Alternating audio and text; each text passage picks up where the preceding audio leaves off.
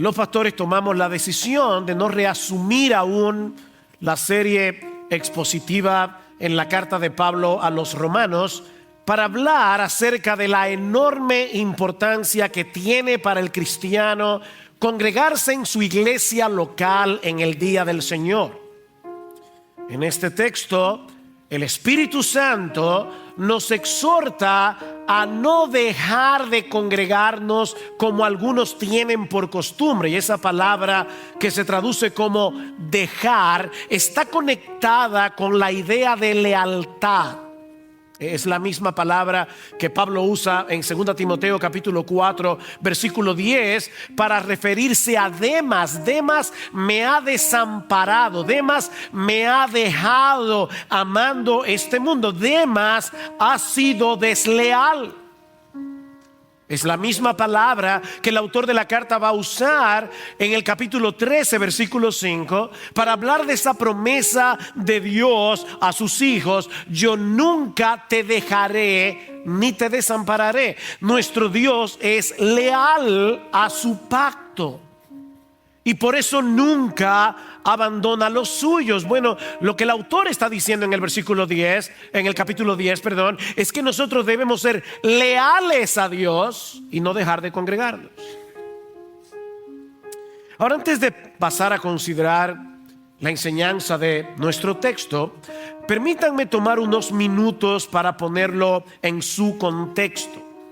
La carta a los hebreos fue escrita a un grupo de judíos profesantes de la fe cristiana que estaban siendo maltratados por causa de su fe, que estaban siendo presionados para regresar al judaísmo. Y es por eso que uno de los temas predominantes de la carta, de hecho es el tema predominante de la carta a los hebreos, es la superioridad de Jesús.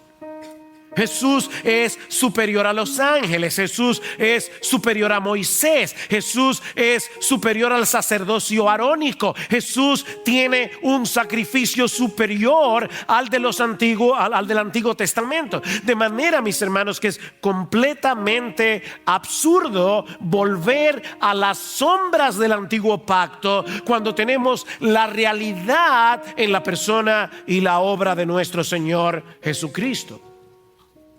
Cristo es superior.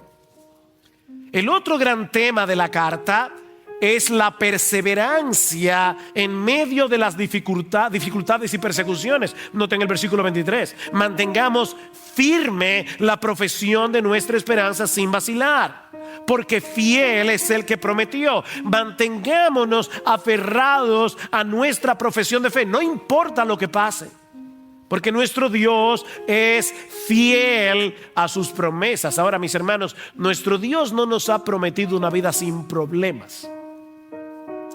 Lo que Él ha prometido es proveernos todos los recursos necesarios para que nosotros podamos perseverar hasta el fin a pesar de los problemas.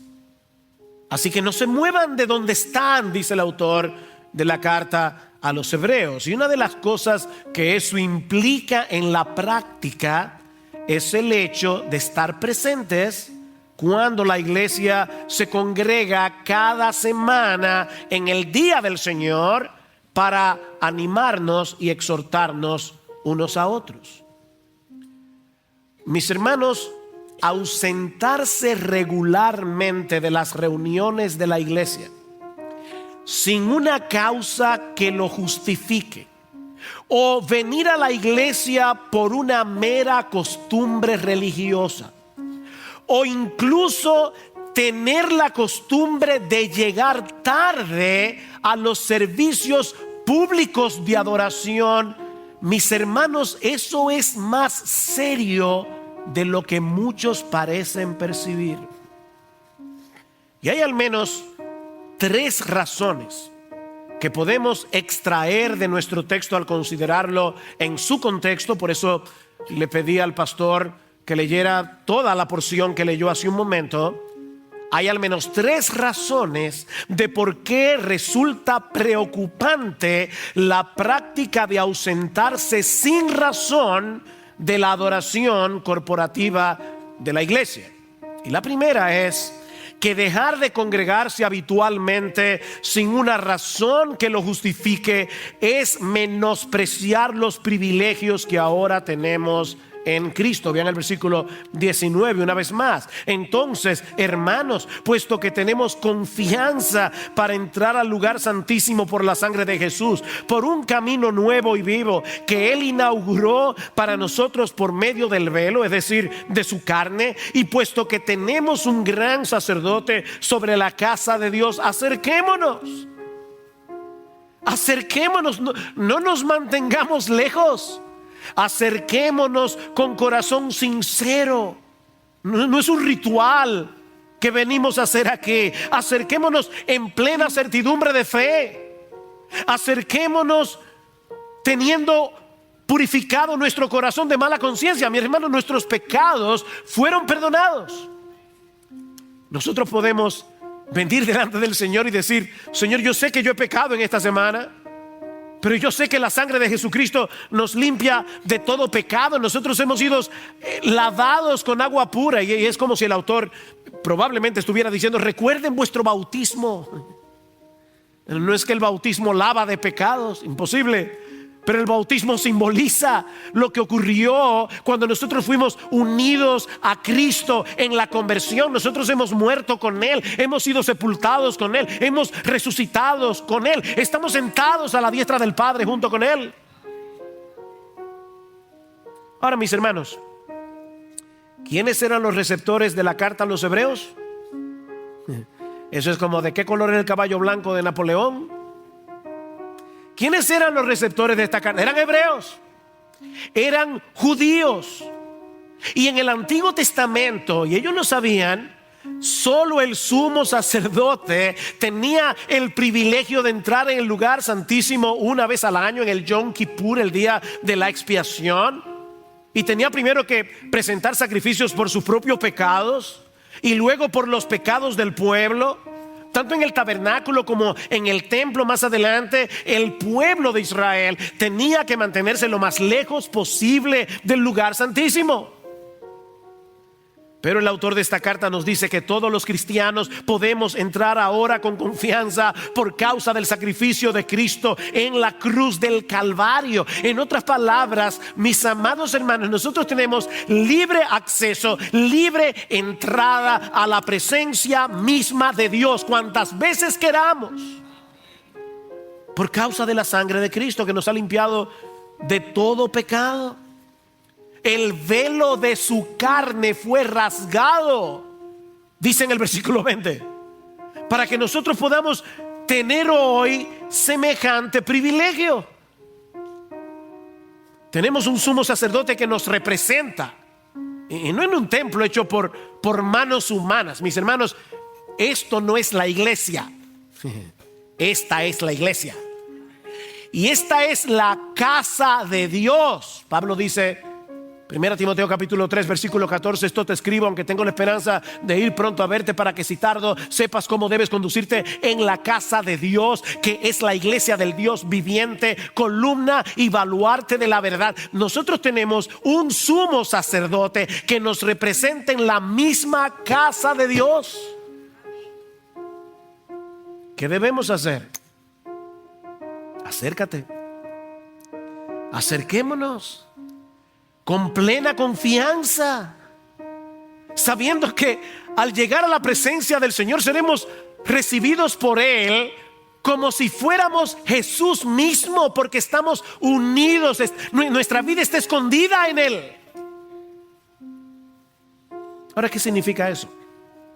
Acerquémonos. Bueno, por un lado, cada creyente de manera individual debe acercarse a Dios en comunión, en oración, en adoración, a lo largo de toda su vida. Debemos acercarnos continuamente a Dios por medio de Cristo. Usa ese privilegio, mi hermano. Cada vez que te postras y dices: Padre, Padre, Padre que estás en los cielos. Como yo decía ayer, estábamos hablando ahí en casa de Eric y Maggie, y hablábamos del problema de este aparatito. Este aparatito es un problema, porque es como si tuviéramos a todos los contactos de WhatsApp metidos ahí. Y cada vez que estás hablando con alguien me dice, ni. Y es como, óyeme. Y nosotros nos distraemos, no prestamos atención. Y yo le decía a alguien que, hablando ayer acerca de ese tema, decía, mira, a mí me amonestó pensar que cuando yo le oro a Dios, Él me escucha como si yo fuera la única persona del planeta que estuviera hablando con Él. Acerquémonos. No pierdas ese privilegio. Pero mis hermanos, algo extraordinario ocurre cuando nos congregamos como iglesia. Cada uno de ustedes es templo, si son creyentes, es templo del Espíritu Santo. Y juntos somos piedras vivas que conformamos un templo espiritual en el que habita Dios. Eso es serio. Por eso orábamos al principio que el Señor abriera los ojos de nuestro entendimiento. La presencia especial de Dios desciende en medio de su pueblo a través de su palabra, y eso no ocurre en ningún otro lugar del mundo. Mis hermanos, esta asamblea fue convocada por Dios, no fue convocada por los pastores. Esta asamblea fue convocada por Dios mismo para que nos encontremos con Él como pueblo, no como individuos. La palabra que se traduce como iglesia en el Nuevo Testamento, eclesia, significa los que han sido llamados fuera, los que han sido convocados. Hemos sido llamados fuera del mundo para ser convocados en el cuerpo de Cristo, en la iglesia de Cristo, convocados por Dios. Y eso viene a ser evidente en una forma concreta cuando nos congregamos cada semana como iglesia. Dice Pablo en 1 Corintios capítulo 11 versículo 18, cuando os reunís como iglesia. Yo puedo ser parte de un equipo de básquetbol y soy parte del equipo 24/7. Cuando estoy descansando en mi casa, yo soy parte del equipo de básquetbol. Pero somos equipo cuando estamos juntos en la cancha. Yo solo no soy un equipo. Bueno, nosotros nos congregamos como iglesia. ¿Y por qué lo hacemos? Porque Dios nos ha convocado. Piensen en esto, mis amados hermanos. Cuando el sol se comenzó a levantar esta mañana, las naciones comenzaron a levantarse. Y las iglesias de Jesucristo comenzaron a adorarle. Y eso va a ser así hasta que el sol se ponga otra vez. Eso quiere decir, mi amado hermano, que nosotros ahora nos hemos unido a un gran coro que alrededor del mundo está en el mismo lugar. No, pastor, nosotros estamos en República Dominicana. Óyeme. Los creyentes en China que estaban adorando a Dios quizás hace ya algunas horas, ellos estaban en la presencia de Dios. En Australia estaban en la presencia de Dios. En Estados Unidos estaban en la presencia de Dios. Y nosotros estamos en el mismo lugar, en la presencia de Dios. Así que esta es la expresión local de que somos iglesia. Pero no podemos perder de vista que también somos parte de la iglesia universal. Y toda la iglesia de Cristo, toda la iglesia ha estado adorando a Dios en su presencia a lo largo de este día. De manera, mis hermanos, que esta es una reunión extraordinaria donde ocurre algo extraordinario. Cristo desciende por su Espíritu para bendecir a su pueblo congregado. Escuchen cómo lo dice en el Antiguo Testamento. Éxodo 20:24. En todo lugar donde yo hiciere morar la memoria de mi nombre, vendré a ti y te bendeciré. ¿No les suenan familiares esas palabras?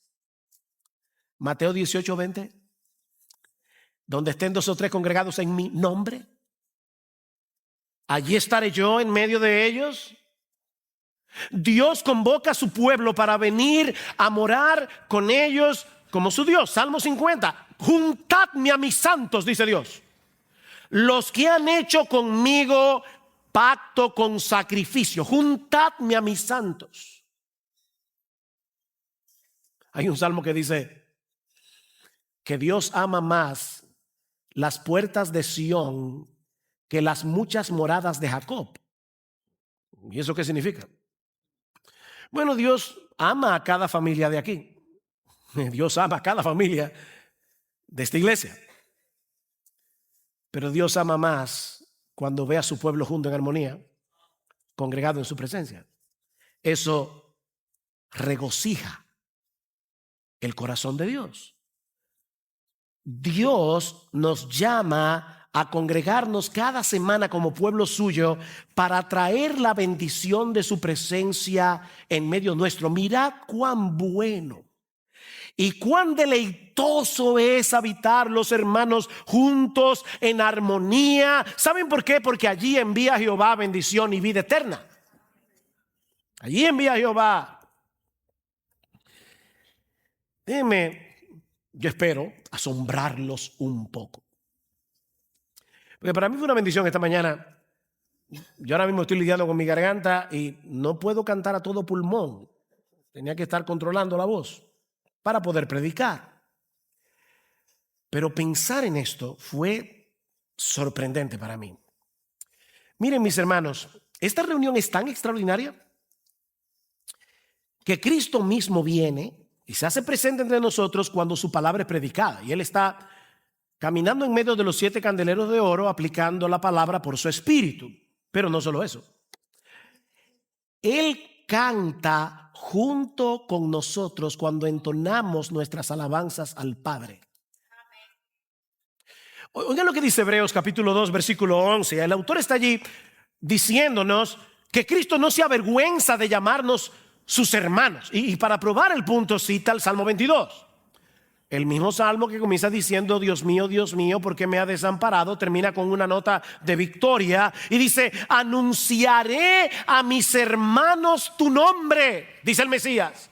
En medio de la congregación te alabaré. Y el texto dice literalmente: en medio de la iglesia te cantaré himnos de alabanza.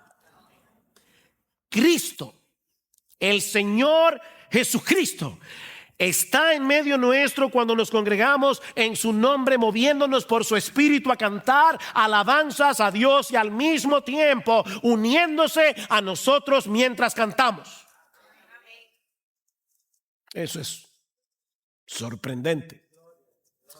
Dice Juan Calvino: Cristo nos anima con su propio ejemplo a celebrar públicamente las alabanzas a Dios con el fin de que sean escuchadas por tantos como sea posible. Y ahora escuchen, cuando escuchamos que Cristo dirige nuestros cantos, no era Alberto, él era un instrumento de Cristo, pero el verdadero líder de alabanza en la iglesia no es un ser humano, es Jesús. Dice Calvino, Cristo nos anima, dice, cuando escuchamos que Cristo dirige nuestros cantos y que es Él quien inspira nuestros himnos, contamos con un poderoso incentivo que nos anima a rendir alabanzas más fervientes. Y Mike Cosper dice: las canciones que cantamos, las oraciones que oramos, la fe que confesamos, todo esto no es más que un eco y un amén a la perfecta adoración a Dios que le ofrece su Hijo.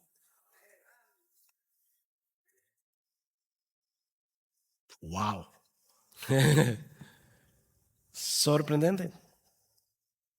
Cuando nos congregamos como iglesia, mis hermanos, tenemos que elevarnos por encima de las realidades físicas que nuestros ojos ven a las realidades espirituales que solo podemos contemplar con los ojos de la fe. Jesús está aquí. ¿Tú crees eso?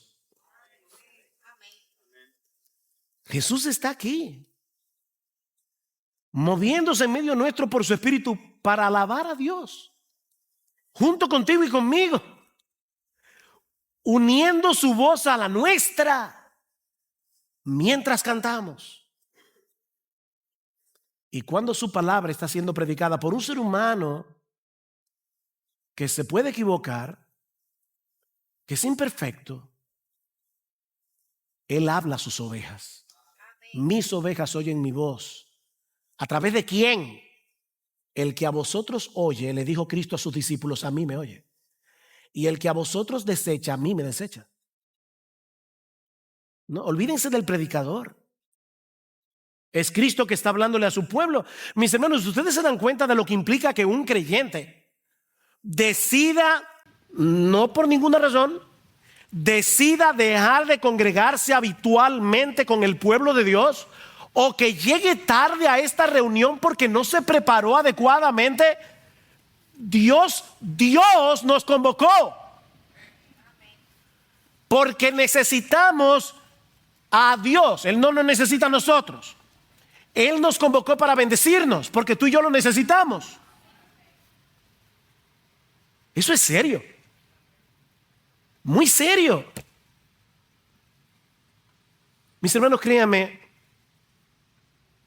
yo creo que solo Dios y mi esposa saben la carga pastoral con la que yo he venido al púlpito hoy. Yo creo de verdad que muchos de nosotros hemos pecado. De verdad, hermanos, y reciban esta amonestación en amor. Hemos pecado. Ya sea por dejar de congregarnos, ya sea por venir religiosamente, ya sea por llegar tarde, hemos pecado. Necesitamos que Dios abra nuestros ojos como hizo con Giesi, el criado de Eliseo, para que podamos ver en la sencillez de esta reunión. La iglesia no tiene que ser espectacular. Yo creo de hecho que una iglesia espectacular desvía la atención. Los puritanos decían, el culto debe ser lo más simple posible para que la atención sea centrada en Dios. Esto no es un espectáculo. Esto no es un culto tipo Disney.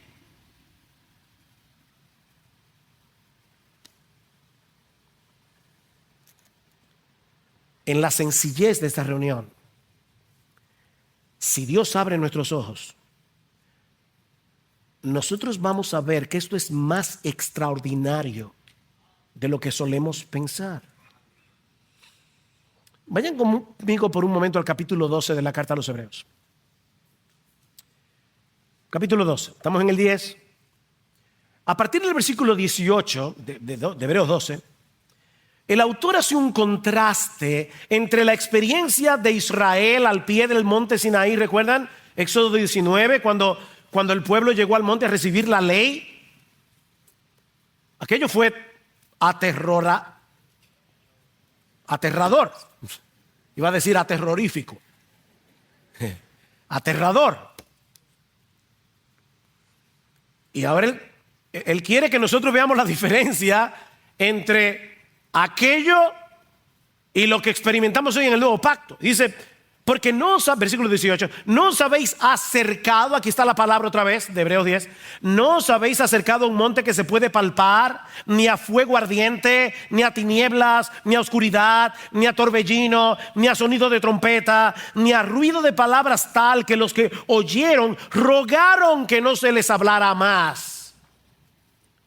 Y dice en el versículo 22 que era tan terrible, versículo 21, era tan terrible lo que se veía que aún Moisés exclamó, estoy aterrado y temblando. ¿A qué nos hemos acercado? No fue al monte Sinaí. Os habéis acercado al monte de Sión. Os habéis acercado a la ciudad del Dios vivo, la Jerusalén celestial, y a miríadas de ángeles. No, ustedes no lo ven, pero dicen en Primera de Pedro capítulo 1 versículo 10 que los ángeles en el cielo están inclinados para ver lo que ocurre en la iglesia.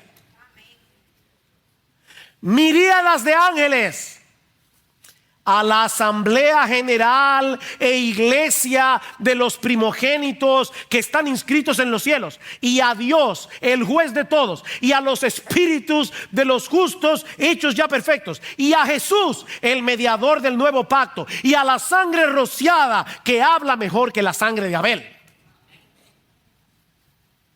A eso es que nos hemos acercado.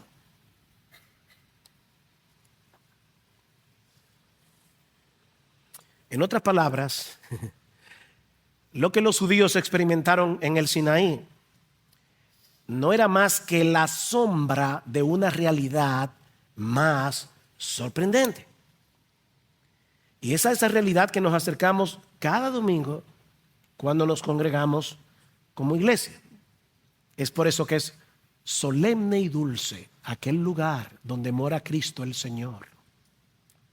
Cantábamos hace un momento. La pregunta es, mi hermano, de verdad, de corazón, ¿qué tan consciente tú estás de ese privilegio cada vez que tú vienes a la iglesia? ¿Te preparas desde el sábado, acostándote temprano, para poder estar aquí a tiempo y con un corazón preparado, con una mente alerta? Es por eso que en Éxodo 20 dice, acuérdate del día de reposo para santificar. Si no te acuerdas, no te vas a preparar. Acuérdate. Mi hermano, cuando te dejas de congregar habitualmente sin una causa que lo justifique, estás menospreciando tus privilegios en Cristo. Los estás menospreciando. Ahora, aprendemos también de nuestro texto que dejar de congregarse habitualmente sin una causa que lo justifique es olvidar que nosotros somos un cuerpo en Cristo. Nosotros somos un cuerpo, versículo 24. Y consideremos cómo estimularnos unos a otros al amor y a las buenas obras, no dejando de congregarnos como algunos tienen por costumbre, sino exhortándonos unos a otros, y mucho más al ver que el día se acerca. Estamos acercándonos a los días finales, no sabemos cuándo será, pero a medida que el tiempo avanza, los dolores de parto del mundo se van haciendo cada vez más duros y va a ser cada vez más difícil para los cristianos perseverar. La palabra que se traduce aquí como considerar, dice consideremos, puede ser traducida pensar cuidadosamente, ponderar, meditar. Es la misma palabra que aparece en Hebreos capítulo 3, versículo 1, donde el autor nos dice, acuérdate de Jesucristo, considera a Jesucristo, piensa en Jesucristo, enfoca vuestros pensamientos en Cristo, estúdienlo con atención. Y ahora dice, y también considera a tus hermanos. Considera a tus hermanos. Piensa en ellos. ¿Cómo están tus hermanos? Yo no te pido que te preocupes por toda la iglesia. No vamos a arreglar el mundo. Pero tú tienes amigos en la iglesia, cercanos a ti. Tú sabes cómo están espiritualmente. ¿Saben ellos cómo estás tú? Porque dice aquí, debemos considerar a nuestros hermanos para, la palabra literal es provocarlos al amor y a las buenas obras. No es una palabra débil en fortaleza, es una palabra muy fuerte. De hecho, en el Nuevo Testamento se usa de manera negativa como provocar a ira, provocar a otra persona al enojo, pero en este caso es positiva. Dice, tú debes venir con la intención expresa de provocar a tus hermanos al amor y a las buenas obras. ¿Cuándo fue la última vez que tú viniste a la iglesia pensando, yo voy a la iglesia a provocar a mis hermanos? No a que después que se acabe el culto me voy con mis amigos a hablar de cosas que no tienen nada que ver con lo que se predicó. No, yo vengo a provocar a mis hermanos al amor y a las buenas obras. No venimos simplemente a escuchar una predicación. Hay gente que viene a la iglesia a escuchar un predicador. De hecho, y esto puede ser chocante para algunos, ni siquiera venimos a la iglesia para adorar a Dios como individuos. Ni siquiera para eso. Venimos como parte que somos de un cuerpo a provocarnos unos a otros a ser fervientes en nuestro amor y en nuestras buenas obras. Venimos a exhortarnos, dice el versículo 25, para caleo. Es una palabra que también se usa para el Espíritu Santo en la Biblia. Significa ponerse al lado de una persona. Eso no se hace por control remoto. Ponerse al lado de una persona para exhortarlo, consolarlo, animarlo. A eso venimos a la iglesia. ¿Se dieron cuenta que el autor de la carta nos dice: no se dejen de congregar para que adoren? No, no se dejen de congregar para que se exhorten. Los que se van rápido de la iglesia, escuchen cuando termine el culto. ¿Por qué ellos vinieron a escuchar a un predicador? Mi hermano, quédate un rato y anima a tus hermanos, que algunos están desanimados. Algunos están seriamente pensando tirar la toalla, que no pueden más. Y nosotros venimos a eso. No debemos venir al culto con una mente individualista. Yo espero que los cantos de alabanza sean de mi agrado y el estilo de música, para yo poder tener tranquilo, sin que me molesten, mi tiempo de adoración a Dios. Y por supuesto, también vine a ver si el predicador me dice algo que me ayude en lo que yo necesito.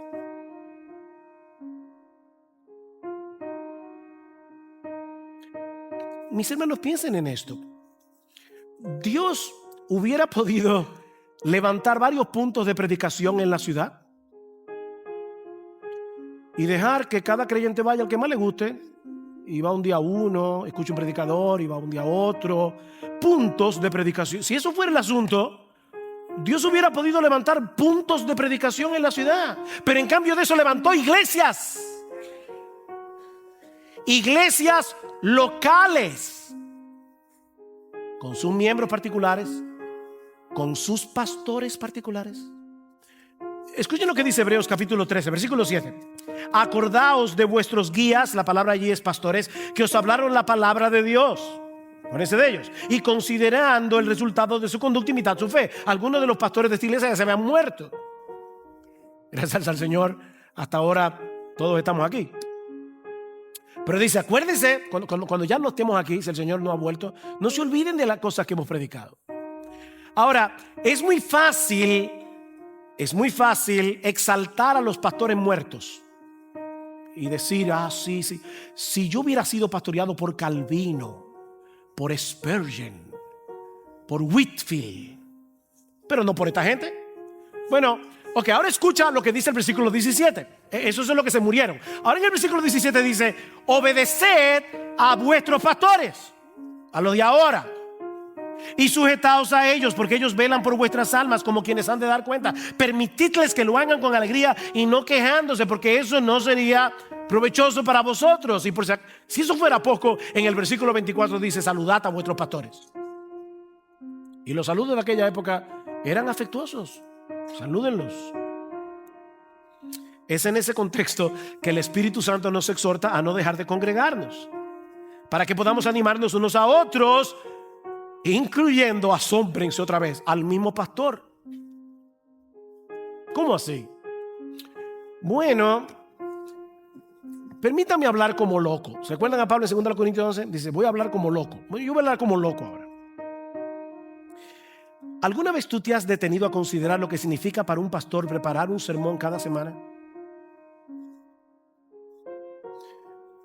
Miren, mis hermanos, créanme, nosotros pasamos horas y horas y horas estudiando el pasaje, orando por el pasaje, orando por ustedes, agonizando muchas veces para preparar el sermón. Y yo no estoy usando la palabra agonizar para sonar dramático. Es la misma palabra que usa Pablo en Colosenses capítulo 1 versículo 29 y en Colosenses capítulo 2 versículo 1. Pablo dice: yo agonizo por vosotros. Y en Gálatas capítulo 4 versículo 19 Pablo dice: yo sufro dolores de parto. Todas las semanas nos pasamos sufriendo dolores de parto para preparar un sermón. ¿Y saben lo mejor de esto? Que el lunes estamos en cero otra vez. Esta es una tarea difícil, decía un gran predicador ya de australiano, ya murió. Él decía, mira, los años más difíciles de un predicador son los primeros 50 años. Ese es el tiempo más difícil, los primeros 50 años. Mis amados hermanos, no nos anima al amor y a las buenas obras que los miembros de la iglesia, por cualquier quítame esta paja, decidan no venir. Esposas, ustedes le prepararon una cena a su marido con velas, una carne preparada como él le gusta, término 3/4. Y que hace hambre. Y de repente él te llama, tú estás ahí esperando a tu marido. Mi amor, quería decirte que me quedé comiendo en casa de mami. Yo creo que tú vas a querer quemarlo con las velas.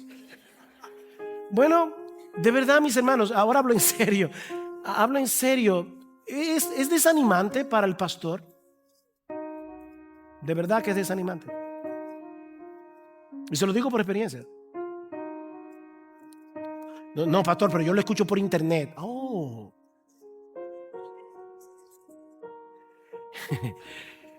Es que el asunto no es meramente escuchar una predicación.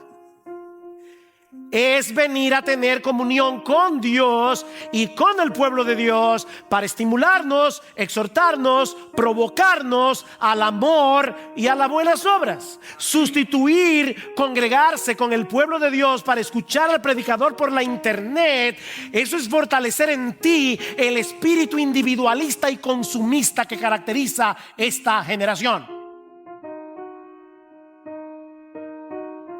No somos meros consumidores de sermones.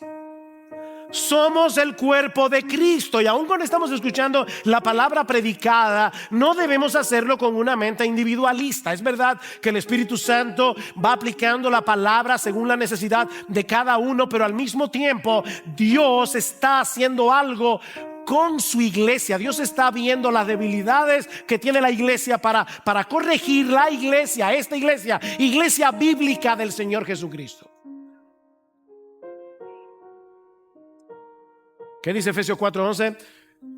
Cristo mismo llama pastores, los cuales equipan a los santos para que los santos hagan la obra del ministerio. Eso es lo que estamos haciendo aquí. Estamos equipándolos para que ustedes puedan hacer mejor la labor de provocarse al amor y a las buenas obras, exhortarse unos a otros. Y de hecho, aún hasta cuando cantamos alabanza, lo hacemos para los demás.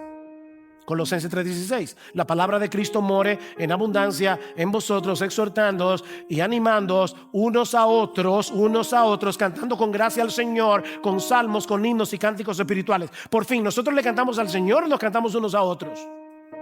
Sí.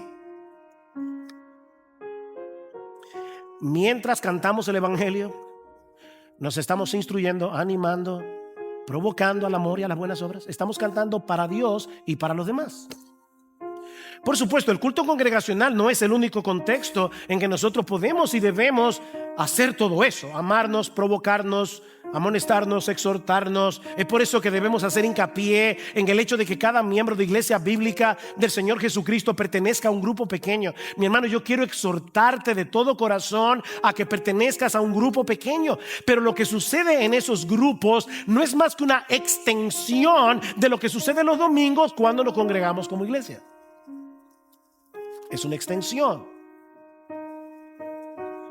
La palabra predicada nos equipa para ministrarnos unos a otros. Pablo dice en 1 Tesalonicenses 5:14: os rogamos, hermanos, no pastores, que amonestéis a los ociosos, que alentéis a los de poco ánimo, que sostengáis a los débiles, que seáis pacientes para con todo. Todo eso está aquí en la iglesia. Ociosos, gente desalentada, gente débil.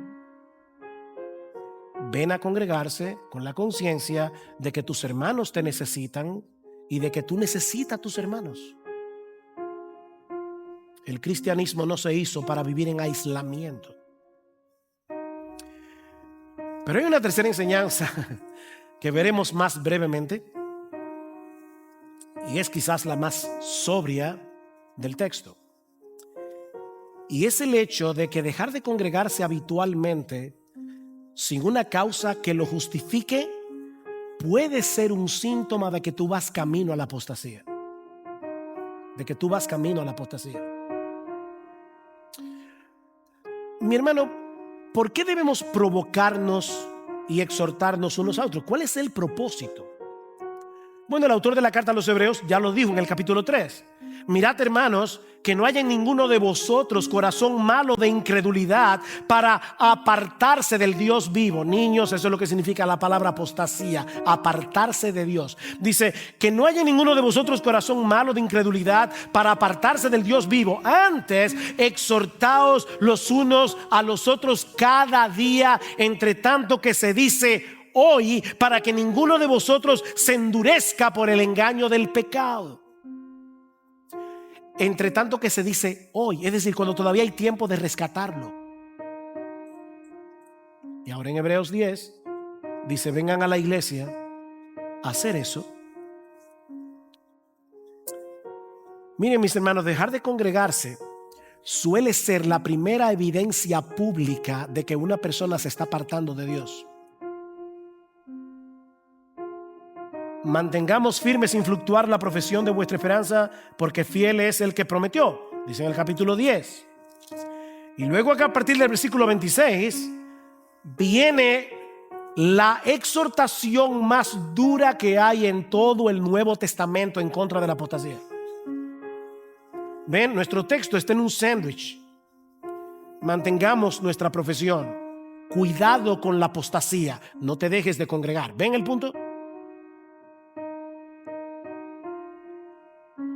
¿Qué podemos pensar de una persona que dice ser cristiana y no tiene interés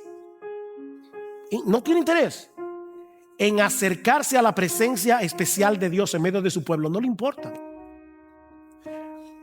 ¿Qué podemos pensar de alguien que dice ser cristiano, pero no le interesa estar en el lugar donde Cristo se hace presente para alabar a Dios junto con nosotros y ministrarnos con su palabra? No me interesa. ¿En qué condición se encuentra una persona que profesa ser cristiana, pero que no anhela tener comunión con aquellos que han sido redimidos por la misma sangre, con quienes comparte la misma fe, la misma esperanza, el mismo Salvador y el mismo destino? ¿Qué podemos pensar?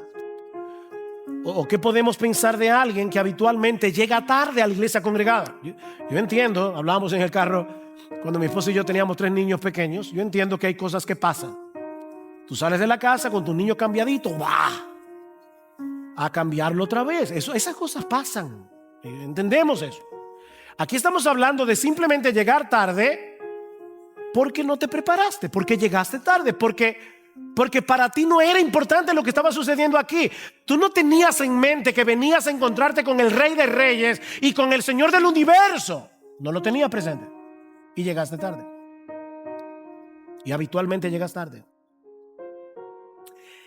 ¿Qué está indicando eso del concepto que esa persona tiene del Dios que nos ha convocado? Bueno, en el mejor de los casos, podemos decir que es una persona que está en una condición espiritual deplorable, seguro. Pero puede ser también que se esté engañando a sí mismo y que crea que va camino al cielo cuando va camino al infierno.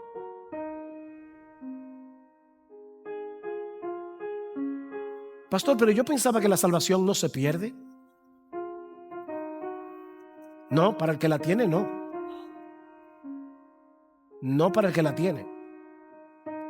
Cristo dice claramente en Juan 17, 27 al 30: mis ovejas oyen mi voz y yo las conozco y me siguen y no perecerán jamás, ni nadie las arrebatará de mi mano. Mi Padre que me la dio es mayor que todos y nadie las puede arrebatar de la mano de mi Padre. Yo y el Padre somos uno. No, nadie se puede separar del amor de Cristo. Mateo 7, 21: no todo el que me dice Señor, Señor entrará en el reino de los cielos, sino el que hace la voluntad de mi Padre que está en los cielos. Muchos me dirán en aquel día: Señor, Señor, no profetizamos en tu nombre y en tu nombre echamos fuera demonios y en tu nombre hicimos muchos milagros. Y yo les declararé: yo yo nunca os conocí. Noten, yo nunca os conocí, ni siquiera cuando ustedes estaban haciendo milagros, profetizando y todo lo demás. Yo nunca os conocí, nunca fueron míos. Apartaos de mí, hacedores de maldad. La salvación no se pierde para el que la tiene.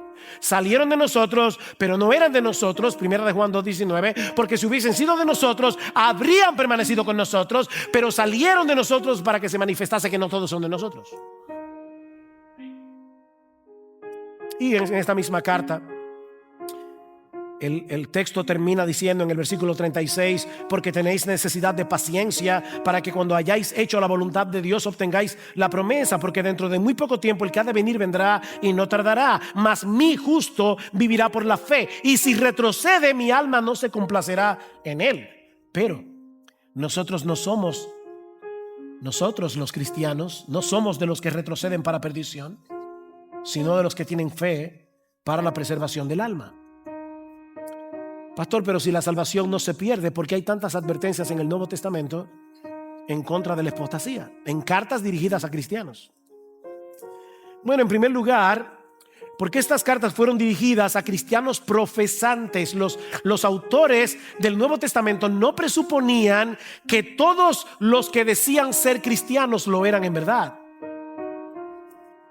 Y estas advertencias nos ayudan a examinar la genuinidad de nuestra fe. Una persona que está viviendo como un incrédulo corre un grave peligro si cree que va camino al cielo. Y estas advertencias pueden ser el medio usado por Dios para despertarlo de tal manera que la persona se arrepienta cuando todavía hay tiempo.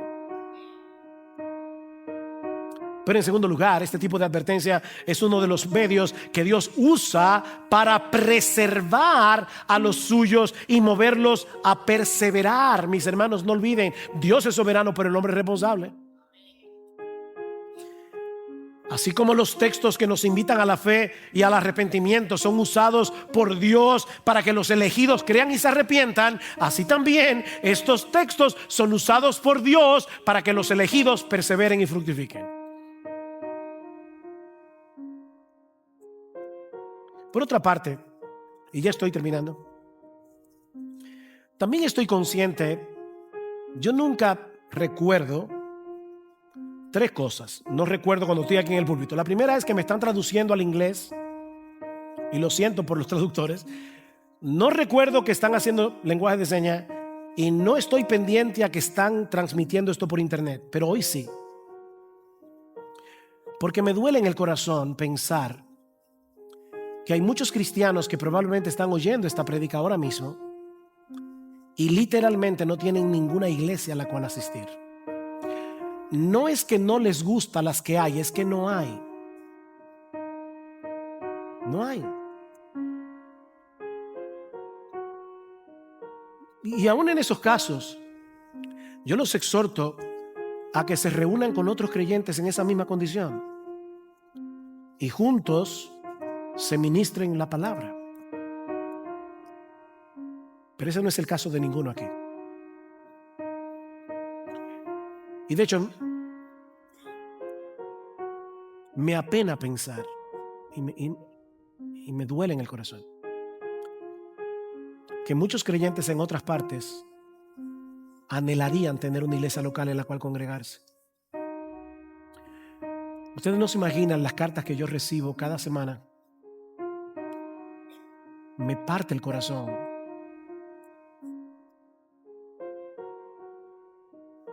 Y muchos que sí la tienen no la aprecian, o por lo menos no parecen apreciarla.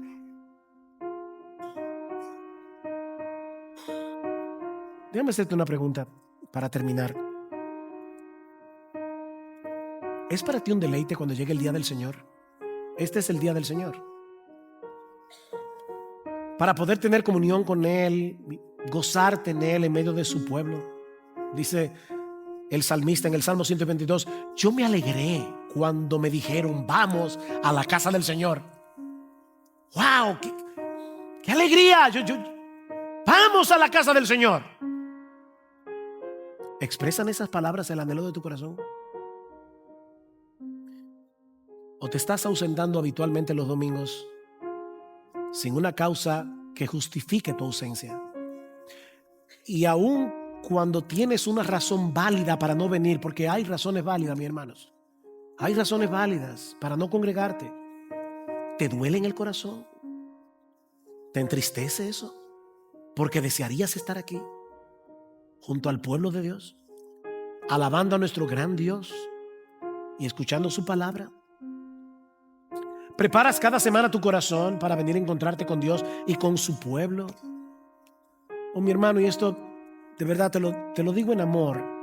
O tú eres de los que regularmente llegan tarde a la iglesia a encontrarte con el Dios vivo porque no te preparaste.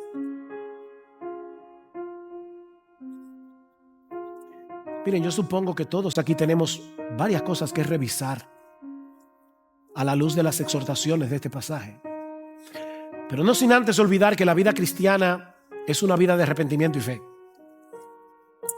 No te quedes postrado por el peso de la culpa. Esa no es mi intención en esta mañana.